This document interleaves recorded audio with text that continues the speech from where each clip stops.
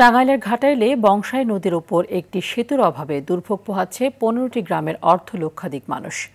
বর্ষা মৌসুমে নৌকা ও শুষ্ক মৌসুমে বাঁশের সাঁকোই তাদের একমাত্র ভরসা।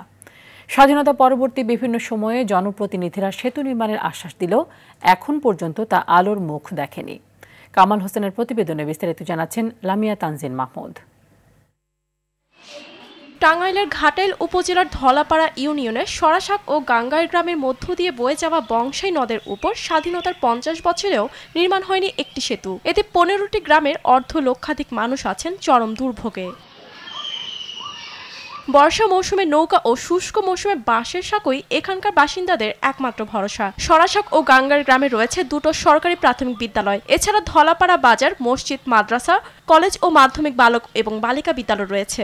এসব শিক্ষা প্রতিষ্ঠানে শত শত শিক্ষার্থী এবং গ্রামের সাধারণ মানুষ জীবনের ঝুঁকি নিয়েই বংশাই নদী পার হন। পণ্য পরিবহন সহ উপজেলা সদরে যাতায়াত করতে হয় এই নদী পার হই। ভরা বর্ষায় নদী পার হতে গিয়েই প্রায় ঘটে নৌকাডুবির ঘটনা। ৫০ বছর ধরে ব্রিজ হন্তাছি খালি মাটির মাফিয়া নিয়ে করে পরীক্ষা করে, আজ পর্যন্ত কোনো ব্রিজের কোনো খবর নাই।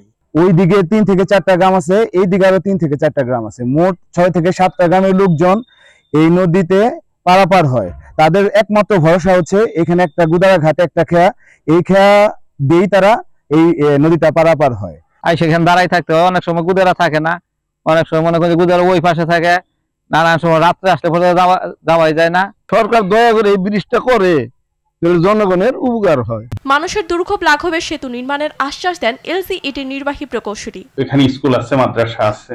উক্ত স্থানে যদি আমরা ব্রিজটা বাস্তবায়নের নিমিত্তে আমরা অনূর্ধ্ব 100 প্রকল্প, অনূর্ধ্ব 100 মিটার প্রকল্পের একটা প্রকল্প আমরা অলরেডি এটা প্রস্তাব দিচ্ছি। আমরা যথারীতি ব্রিজ প্রস্তুতির নিমিত্তে যে অ্যাপ্রাইজাল ফরম্যাট কিংবা অন্যান্য তথ্যাদি সংগ্রহ করে ঢাকার সদর দপ্তরে প্রেরণ করছি। এমন আশ্বাস শুধু কথা ফুলছুরি না হয়ে বাস্তবে রূপ নিলে তবেই দুর্ভোগ থেকে মুক্তি মিলবে ঘাটাইলে 15 গ্রামের মানুষের। লামিয়া তানজিন মাহমুদ, RTV।